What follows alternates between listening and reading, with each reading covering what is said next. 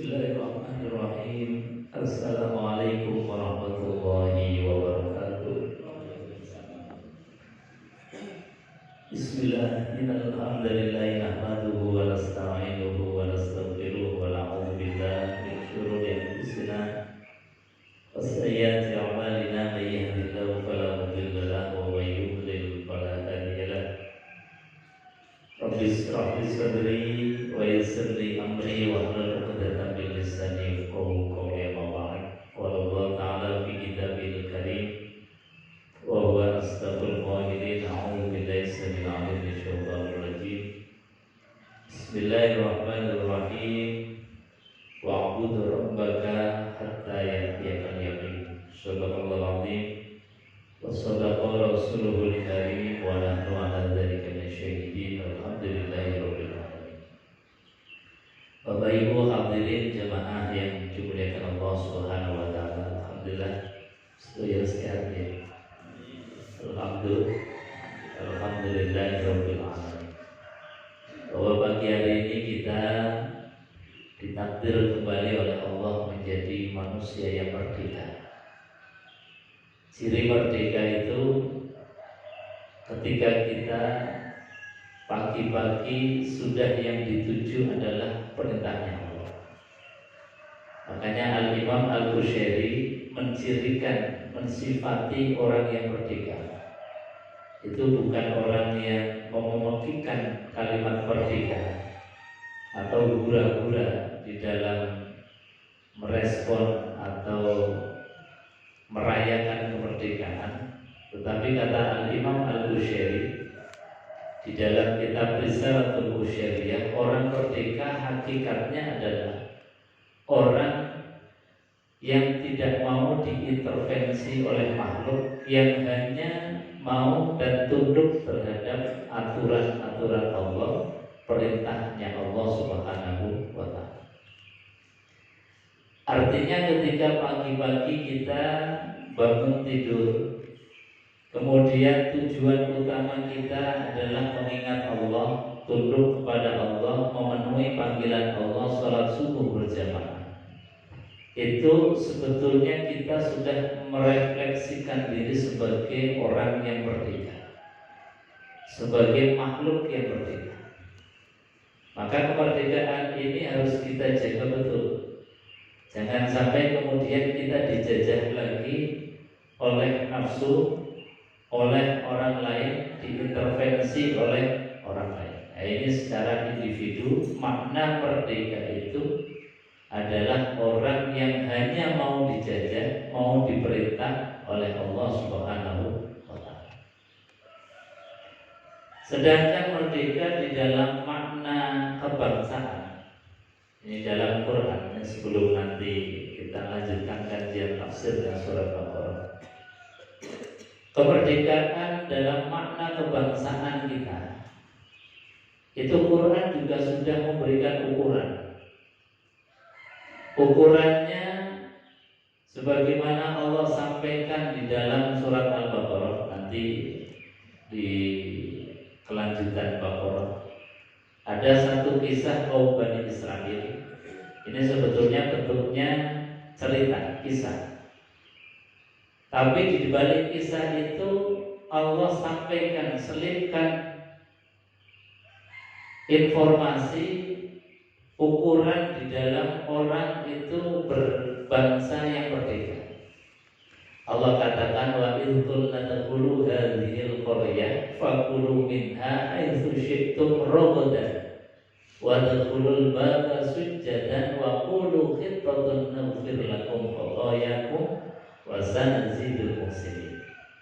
Kata Allah ketika menceritakan bangsa Bani Israil yang dimerdekakan oleh Allah, wa idh qulna tadkhulu hadhil qaryah, dan ketika kami katakan udkhulu hadhil qaryah, masuklah ke tempat yang sudah kami merdekakan, kata Allah, tinggallah di sana. Kemudian Allah perintahkan, fakulu minha haitsu syi'tum ragadan.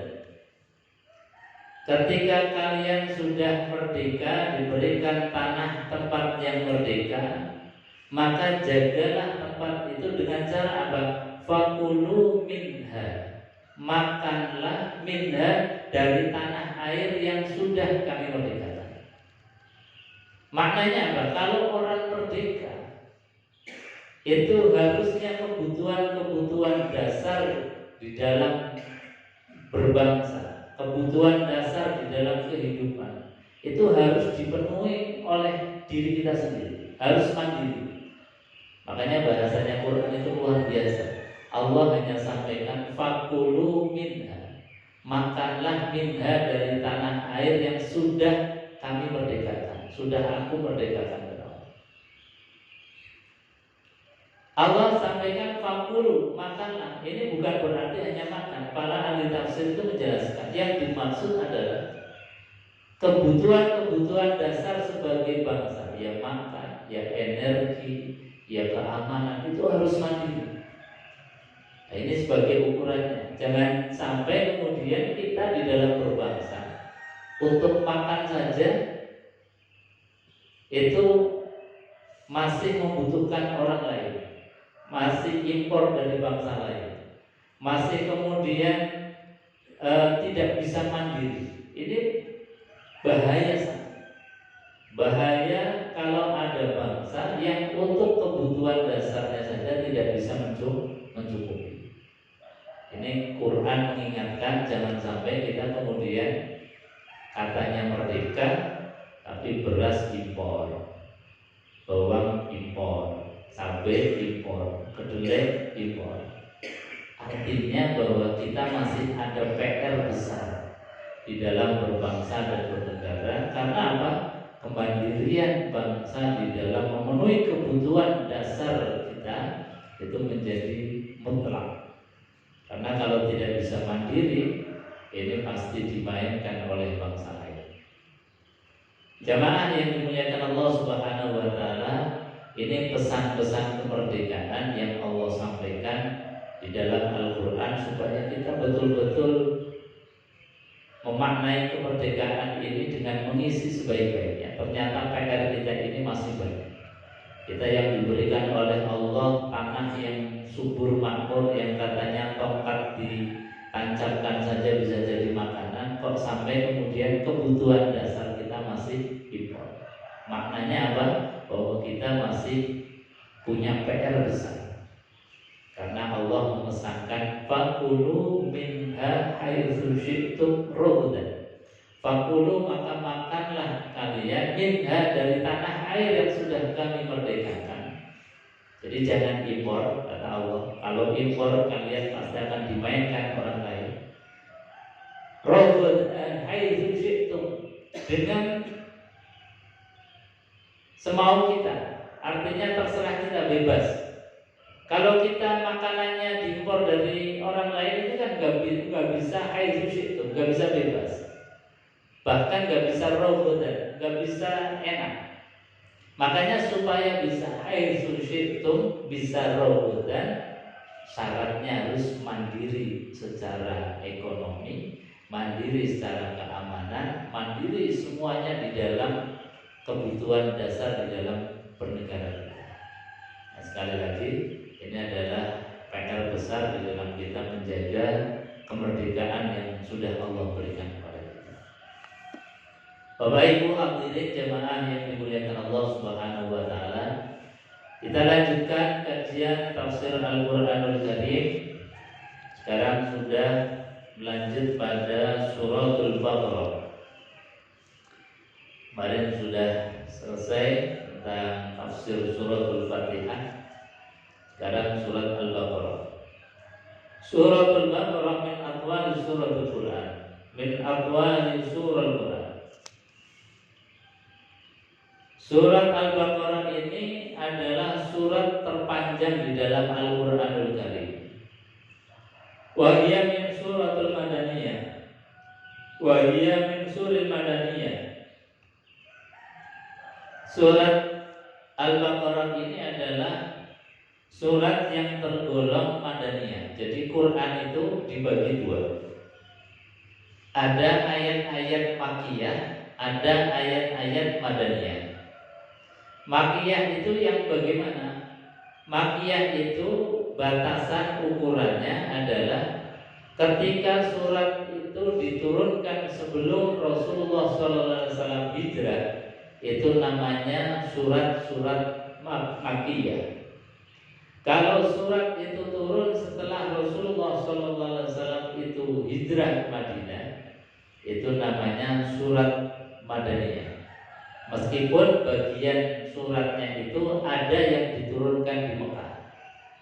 Misalnya surat Al-Maidah ayat 3 itu turun setelah Nabiullah Muhammad hijrah ke Madinah, tapi turunnya itu di Mekah ketika Rasulullah SAW melakukan haji wada, sebagai ayat yang terakhir turun kepada Rasulullah SAW, yaitu Al-Yawma akmaltu lakum dinakum wa atmamtu alaikum ni'mati wa raditu lakumul Islam madinah.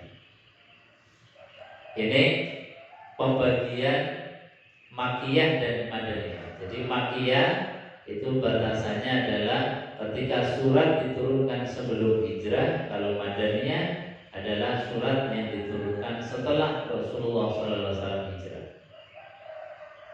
Nah, surat Al-Baqarah ini adalah surat Madaniyah. Artinya surat ini sudah agak belakangan diturunkan. Surat yang turun setelah Rasulullah SAW hijrah. Dan biasanya ciri daripada surat Madaniyah adalah surat yang sudah menjelaskan tentang syariat, hukum-hukum. Baik itu hukum tentang sholat, puasa, haji, hukum-hukum tentang muamalah kita di dalam bermuamalah, hukum halal haram. Ini biasanya berada atau ada di dalam surat-surat Madaniyah. Bismillahirrahmanirrahim. Di dalam surat Al-Baqarah ini Allah awali dengan fawatihus suwar. Itu ayat yang pertama, Alif Lam Mim. Diawali dengan 3 huruf, yaitu Alif, Lam, dan Mim. Lamnya ini dibaca panjang dan ketukan, sehingga tidak boleh disamakan membacanya itu Alif Lam Mim, harus dibaca panjang. Di situ ada tanda layar. Jadi dibaca dengan ketukan Alif Lam Mim. Alif Lam Mim ini disebut sebagai fawatihus suwar, pembuka surat, yang isinya 3 huruf saja, Alif, Lam, dan Mim. Di dalam kitab-kitab tafsir klasik dari abad awal sampai dengan 3 Hijriah atau di masa-masa awal, para ulama ini hanya mengatakan bahwasanya wallahu a'lam bimuradi, hanya Allah yang tahu maknanya. Jadi kalau kita lihat tafsir-tafsir atau terjemahan, itu biasanya kalau ada fawatihus suwar, apakah Alif Lam Mim, Alif Lam Ra, Yasin, Qaf, Nun, Kaf, Ha, Ya, Ain, Shad, dan lain sebagainya, itu biasanya diterjemahkan atau diartikan wallahu a'lam bimuradi, hanya Allah yang tahu makna. Tapi ketika ini kemudian diartikan atau mengartikan ayat-ayat fawatihus suwar itu wallahu a'lam bimuradi, hanya Allah yang tahu, ini juga ada masalah atau ditanyakan, dipertanyakan. Katanya Quran itu hudan linnas, petunjuk bagi manusia. Katanya Quran itu hudan lil muttaqin, petunjuk bagi orang yang bertakwa. Kenapa kemudian hanya diartikan wallahu a'lam bishawab atau wallahu a'lam bimuradi, hanya Allah saja yang tahu? Kalau Allah saja yang tahu berarti bukan hudan linnas, bukan hudan lil muttaqin. Makanya kemudian ulama-ulama yang berikutnya itu mencoba memberikan pemahaman kepada kita, memberikan tafsir terhadap fawaatihus suwar, termasuk tafsir seperti alif lam mim. Di antara penafsiran para ulama di dalam memaknai ayat ini atau fawaatihus suwar ini, ada yang mengatakan bahwasanya ini sebagai bentuk mukjizatnya Allah. Justru ketika surat diawali dengan huruf-huruf saja, itu membuktikan bahwa betul-betul Quran itu adalah al-mu'jizul munazzal, mukjizat yang diturunkan oleh Allah Subhanahu wa taala. Kenapa? Para ulama menjelaskan. Jadi ketika Allah itu mengawali surat dengan alif lam mim, dengan yasin, dengan toha, dengan qaf, dengan nun, dengan kaf, ha, ya, ain, shad, itu artinya bahwa Allah seakan-akan ingin mengatakan begini: wahai orang-orang yang tidak percaya terhadap Quran, yang masih ragu terhadap Quran, wa in kuntum fi raibin mimma nazzalna ala abdina, wa in kuntum fi raibin, dan jika kalian masih dalam keadaan ragu atau ada potensi ragu terhadap Quran, mimma nazzalna ala abdina, terhadap Quran yang telah aku turunkan kepada hambaku, kalau kalian ragu, kata Allah, faktu bisuratin min misli, datangkanlah satu surat saja yang sepadan dengan Al-Quran. Wong Al-Quran itu isinya ya huruf-huruf seperti alif, lam, mim, seperti kalian itu nulis, seperti kalian itu baca dengan huruf-huruf hijaiyah. Cobalah, kalau kalian masih ragu, buat satu Quran, satu surat, atau satu ayat yang semisal dengan Al-Quran.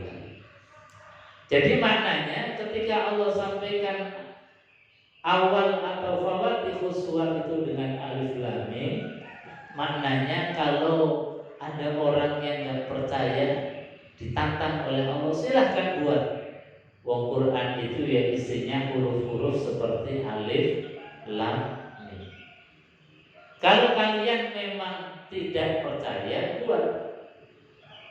Faktu bisuratin min misli wa ta'u syuhada'akum. Bahkan kalau kalian nggak mampu, silahkan cari teman.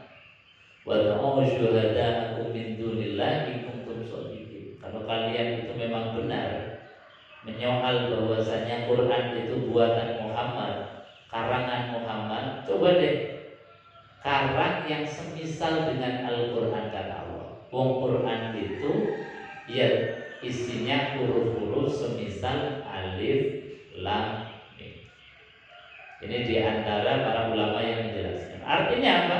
Bahwa ternyata meskipun alif, lam, mim saja itu sebagai bentuk al-mu'jizul munazzal, adalah mencirikan bahwa Quran ini betul-betul adalah mukjizat yang Allah turunkan kepada Rasulullah SAW. Buktinya, sejak Allah menantang orang yang ragu terhadap Al-Quran sampai sekarang, sampai ila yaumil kiamat, tidak ada yang sanggup untuk memenuhi tantangan Allah yang membuat semisal dengan Al-Quran, walau ayatan, meskipun hanya satu, tidak ada yang bisa. Ini sekali lagi menunjukkan bahwa Quran itu betul-betul al-mu'jizul munazzal ala Nabi sallallahu alaihi wasallam. Yang kedua, bahwa alif lam mim ini sebagai bentuk mencari perhatian, kata para ulama ahli tafsir.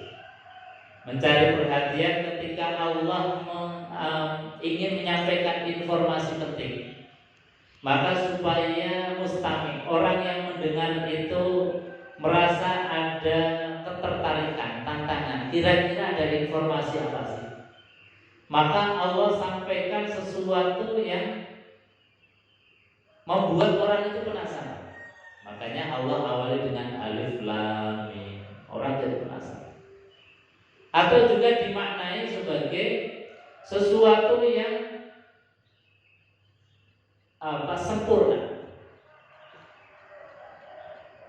Kalimat, ucapan, pesan Allah yang akan disampaikan itu adalah sesuatu yang sempurna. Seperti kisah kita misalnya mengatakan bahwasanya, wah saya tahu persis dia dari A sampai Z-nya. A sampai Z itu kan sebetulnya nggak punya makna. A sampai Z itu artinya apa sih? Tapi maksudnya bahwa kita tahu persis seseorang atau sesuatu itu detail. Dari A sampai Z itu kita tahu persis tentang sesuatu yang ingin diceritakan atau mensifati sesuatu. Persis seperti Al-Quran, ketika Allah menyampaikan Alif Lam Mim, maka artinya apa? Pelajaran pesan yang Allah akan sampaikan kepada kita itu adalah pesan yang detail, pesan yang sempurna, pesan yang kemudian kalau kita mengikuti detail-detailnya Al-Quran menjadi hudal lil muttaqin, hudal lin nas. Ini menjadi tafsiran di dalam memaknai alif lam. Sebab apa? Kalau kita memaknai alif lam mim seperti ulama-ulama dulu yang hanya mengatakan di dalam kitab-kitab mereka alif lam mim wallahu a'lam bimuradi, hanya Allah yang tahu, maka kemudian bisa disoal, kenapa hanya Allah yang tahu padahal Quran itu sebagai hudal lin nas, sebagai petunjuk bagi manusia. Kalau petunjuk bagi manusia kemudian kita nggak tahu, kan nggak jadi petunjuk. Makanya tadi ada para ulama yang kemudian menafsirkan kira-kira apa sih makna alif lam.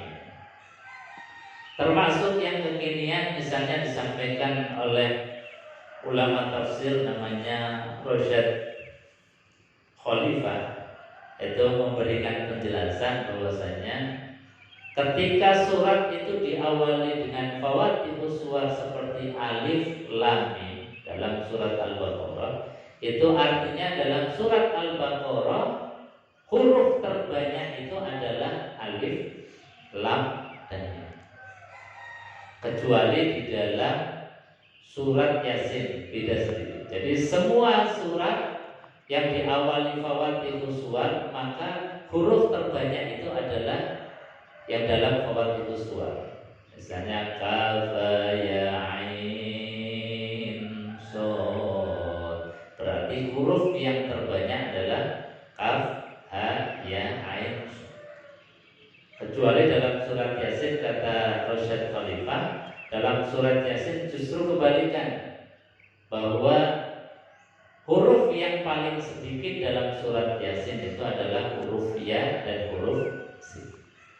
Ini dalam memaknai. Ada lagi yang kemudian mengartikan bahwa fawatihus suwar seperti alif dan mim, alif lam mim itu adalah ismun min suratil Quran, nama daripada nama surat dalam Al-Quran. Jadi nama lain surat Al-Baqarah itu ya berarti surat alif lam mim. Ini makna-makna di dalam alif lam. Tapi semua ulama tetap mengakhiri pemahaman penafsirannya itu dengan kalimat wallahu a'lam bimuradi. Hanya Allah yang tahu maknanya. Ini etika. Kita mencoba memaknai, tapi diakhiri pemahaman kita itu tetap wallahu a'lam bimuradi. Hanya Allah yang tahu makna rahasia daripada alif lam. Hadirin Bapak Ibu jemaah yang dimuliakan Allah Subhanahu wa taala. Kemudian ayat yang kedua, Allah sampaikan dzalikal kitabul la raiba fihi hudal lil muttaqin. Zalikal kitab, zalika ismun isyarah ba'id. Jadi menunjukkan atau ini sebagai kalimat penunjuk jauh. Zalikal kitab artinya kitab itu, bukan hadzal kitab. Atau dalam ayat yang lain ada ayat hadzal Qur'an. Kalau di ayat ini Allah menunjukkan kata tunjuk jauh, zalikal kitab. Maknanya bahwa kitab yang Allah maksud di dalam ayat ini adalah Al-Qur'an yang saat itu masih di Lauhul Mahfuz, di tempat yang jauh, di tempat penyimpanan Quran yang terjaga dengan rapi. Karena Quran ini kan gradual turunnya ini mengalami tahapan-tahapan. Dari Allah Subhanahu wa taala kemudian diturunkan ke Lauhul Mahfuz yang sifatnya itu global semuanya. Kemudian dari Lauhul Mahfuz Allah turunkan melalui malaikat Jibril kepada baginda Rasulullah SAW secara bertahap. Dikatakan di dalam sejarah Quran turun kepada Rasulullah selama 22 tahun 22 hari. Artinya bahwa tahapan Quran turun ini sesuai dengan kebutuhan yang dialami oleh Rasulullah SAW. Jadi turun bertahap sebagai bentuk bahwa kita di dalam menggapai sesuatu itu tidak kemudian dikasih oleh Allah secara gelondongan, tapi dengan bertahap ini artinya bahwa kita membutuhkan satu ikhtiar yang terus menerus turun kepada Rasulullah SAW selama lebih dari 22 tahun. Zalikal kitabul la raiba fi. Kitab itu kata Allah, la raiba, tidak ada raib. Raib itu adalah keraguan, bahkan potensi keraguan. Jadi bahasa ragu di dalam bahasa Arab itu ada raib, ada syak. Syak itu juga keraguan. Tapi kalau raib ini lebih kepada potensi keraguan. Jadi potensi keraguan saja tidak ada, apalagi keraguan. Dari ayat yang pertama sampai ayat yang terakhir yang terdiri dari 30 juz, 114 surat, dan dikatakan oleh para ulama sekitar 6.666 ayat kalau globalannya. Itu la raib, tidak ada potensi keraguan sama sekali. Kenapa? Allah sampaikan ini di awal agar kita betul-betul di dalam berinteraksi dengan Al-Quran tidak ada keraguan sedikit pun di dalam memahaminya, di dalam mengimaninya, di dalam kemudian mengamalkan apa yang dipesankan oleh Quran. Karena Allah sudah mendeklar bahwa Quran itu adalah tidak ada potensi keraguan sama sekali.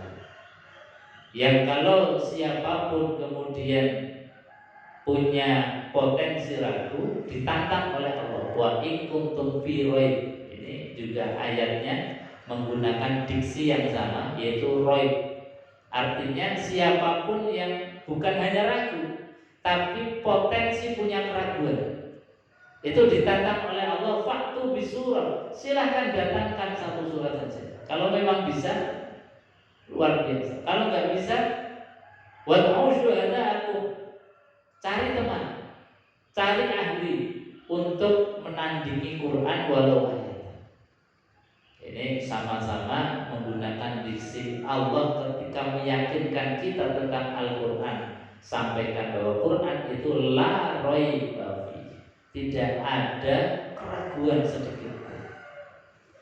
Kemudian Allah tantang, wa in kuntum fi raib, kalau kalian itu hatinya punya keraguan, silakan datangkan. Quran itu terdiri dari huruf-huruf hijaiyah. Kalau memang bisa, berarti Quran itu bukan mukjizat. Karena apa? Ada yang menandingi. Ini Allah Subhanahu wa taala jadi langsung mengawali dengan deklarasi Quran itu la raib, tidak ada keraguan.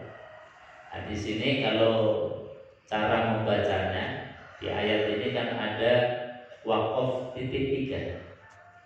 Waqaf titik 3. Kita bisa membacanya, jadi kalau ada waqaf titik 3 nanti bisa dibuka Qur'annya. Itu cara membacanya. Itu berhenti di salah satu titik. Jadi titik 3, ini titik 3. Maka ketika di awal itu sudah berhenti, maka titik 3 yang berikutnya diteruskan. Kalau titik 3 yang awal itu terus, berarti titik 3 yang nomor 2 itu berhenti. Misalnya titik 3 yang pertama, zalikal kitabul la raib.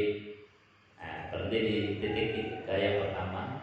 Kemudian fihi hudan lil muttaqin, atau yang umumnya biasanya kita baca, kita berhenti di fi. Zalikal kitabul la raiba fihi hudan lil muttaqin. Jadi pilih salah satu dari kedua titik ini untuk berhenti. Kenapa sih butuh titik 3? Karena ini berkaitan dengan makna. Berkaitan dengan makna. Makna yang pertama, kalau kita misalnya berhenti di raib, zalikal kitabul la raib. Kitab itu la raib, tidak ada potensi keraguan. Kemudian penggalan berikutnya, fihi hudan lil muttaqin. Fihi, di dalam Quran yang tidak ada keraguan itu ada hudan lil muttaqin, petunjuk bagi orang yang bertakwa. Atau kalau kita ini berhentinya di penggalan yang kedua, zalikal kitabul la raiba fi, zalikal kitab itu la raiba fi, tidak ada keraguan di dalamnya. Jadi fihinya itu menekankan pada bahwa Quran itu tidak ada keraguan. Tapi kalau fihinya ikut hudal muttaqin, berarti fihinya menekankan pada bahwa Quran itu adalah petunjuk bagi orang yang bertakwa. Nah, dua-duanya ini sama, tinggal kita di dalam memberikan penekanan terhadap makna itu yang mana. Ini Allah sampaikan bahwa sekali lagi Quran yang diturunkan kepada baginda Rasulullah SAW la raib, tidak ada keraguan sama sekali. Lah Quran punya fungsi apa? Kata Allah, fihi hudan lil muttaqin. Di dalam Al-Quran itu ada petunjuk lil muttaqin, bagi orang-orang yang bertakwa. Di dalam ayat yang lain, Quran itu sebagai hudan linnas wa bayyinatin minal huda wal furqan. Jadi Quran itu sejatinya adalah petunjuk untuk semuanya. Petunjuk untuk orang yang masih belum beriman, ataupun kalau sudah beriman kemudian untuk menebalkan keimanannya, Quran juga bisa. Jadi Quran itu gak pilih-pilih terhadap orang yang belum mendapatkan hidayah, belum mendapatkan iman. Dengan dibacakannya Quran, dengan mentadabburinya Al-Quran, itu juga bisa mendapatkan hudan. Contohnya sahabat Umar, itu kan orang yang paling memusuhi Rasulullah SAW, bahkan menantang Rasulullah, mau membunuh Rasulullah SAW. Artinya kafir dalam kekafiran yang puncak. Puncak kekafiran itu contohnya ya Umar bin Khattab itu, sampai memusuhi Rasulullah, bahkan mau mencoba membunuh Rasulullah. Itu kan sudah puncak daripada puncak kekafiran. Itu saja. Ketika mendengar kalimat-kalimat Quran yang dibacakan oleh Fatimah, Fatimah itu nama adiknya Umar bin Khattab, sama namanya dengan putrinya Rasulullah SAW. Ketika datang kepada Fatimah, Fatimah ini lagi membaca Al-Quran bersama suaminya, membaca surat Toha. Ketika mendengar kalimat lantunan ayat-ayat dari surat Toha ini hatinya bergetar. kayaknya Quran ini memang betul bukan buatannya Muhammad. Tidak mungkin Muhammad yang disifati sebagai orang yang umi, tidak pernah belajar, tidak pernah kemudian kelihatan untuk berguru kepada siapapun, tapi kemudian ada kalimat-kalimat yang disampaikan oleh Muhammad yang luar biasa. Ini pasti bukan karangannya Muhammad. Nah, di situ kemudian ada hidayah. Artinya apa? Quran ini bukan hanya petunjuk bagi orang yang hatinya sudah ada hidayah dengan ketakwaan, tapi Quran ini juga disampaikan oleh Allah hudal linnas, petunjuk bagi manusia. Makanya di ayat ini hudal lil muttaqin ay hudal linnas, yang dimaksud petunjuk bagi orang yang bertakwa juga petunjuk bagi manusia. Karena tidaklah mungkin kemudian Quran hanya menjadi petunjuk bagi orang yang sudah bertakwa saja, sementara kemudian orang-orang yang belum bertakwa, belum beriman tidak mendapatkan. Ini pasti bukan menjadi kitab hidayah, bukan menjadi kitab petunjuk. Jamaah yang dimuliakan Allah Subhanahu wa taala. Kemudian Allah sampaikan muttaqin yang dikehendaki oleh Allah itu sifat-sifatnya seperti apa? Di sini di dalam Quran ini Allah sampaikan beberapa kompetensi orang yang dalam hatinya itu ada ketakwaan kepada Allah Subhanahu wa taala. Nah, ini menjadi barometer untuk mengukur kita kira-kira sudah termasuk orang yang muttaqin atau belum. Allah sampaikan alladzina yu'minuna bil ghaibi wa yuqimunas sholata wa mimma razaqnahum yunfiqun walladzina yu'minuna bima unzila ilaika wa ma unzila min qablik wa bil akhirati hum yuqinun ulaika ala hudan min rabbihim wa ulaika humul muflihun. Kompetensi orang yang bertakwa satu, kata Allah, alladzina, yaitu orang-orang yu'minuna yang mereka beriman. Iman itu artinya percaya yang tanpa reserve, pokoknya percaya, tidak ada keraguan. Percaya terhadap apa? Bil ghaibi, terhadap perkara-perkara yang ghaib. Ini wajib bagi orang yang takwa, harus mengimani perkara yang ghaib. Ghaib itu apa? Ghaib itu seperti Allah, malaikat, surga, neraka, yaumul akhir, yaumul jaza, ada hisab, ada bahas, ada alam kubur. Itu semuanya adalah ghaib yang kita tidak bisa mencerna, tidak bisa mengindra, kecuali pendekatan satu-satunya hanya dengan percaya. Pendekatan satu-satunya hanya iman.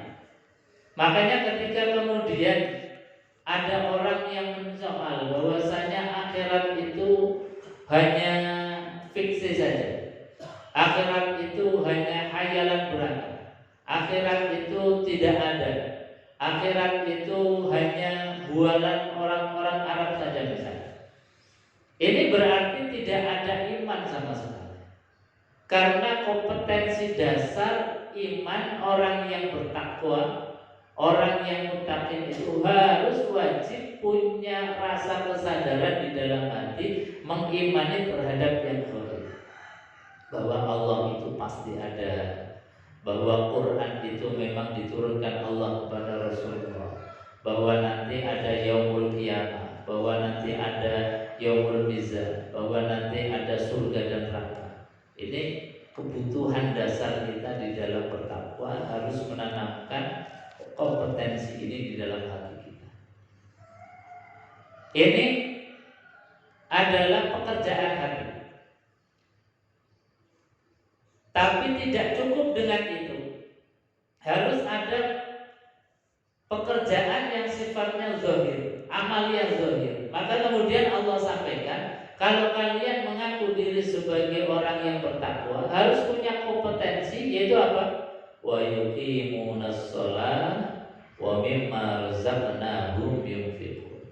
Harus ada bukti konkret di dalam kita keseharian. Apa itu? Ya kita kemudian mengerjakan sholat, mendirikan sholat. Ketika Allah sudah memanggil hayya 'alal shalah, hayya 'alal falah, maka orang yang punya ketakwaan di dalam hati harus ada ketertarikan bahwa Allah sudah rindu terhadap kita, Allah sudah memanggil kita, maka kita bergegas wasari'u ila maghfiratin min rabbikum atau fafirru ila Allah, bergegaslah untuk mendatangi setiap panggilan Allah Subhanahu wa taala. Makanya para ulama di dalam kitab-kitab fikih itu memberikan saran kepada kita. Kalau kita mendatangi setiap panggilan Allah, yaitu sholat berjamaah, bahwa ada sifat ketergesaan kita, sifat buru-burunya kita. Kenapa?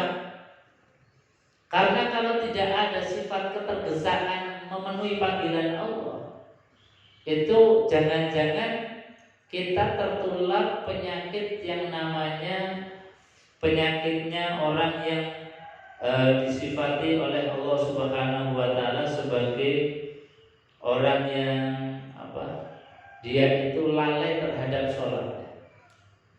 Jadi kalau kita ini dipanggil oleh Allah kemudian ada rasa tergesa, rasa cepat untuk mendatangi Allah, berarti ini ada ketakwaan di dalam hati kita. Jadi ini bentuk untuk memunculkan bahwa kita ini ada ketakwaan, maka wa yuqimunas shalah wa mimma razaqnahum yunfiqun. Ada bentuk konkret di dalam kehidupan kita sehari-hari. Ini Al-Qur'an. Makanya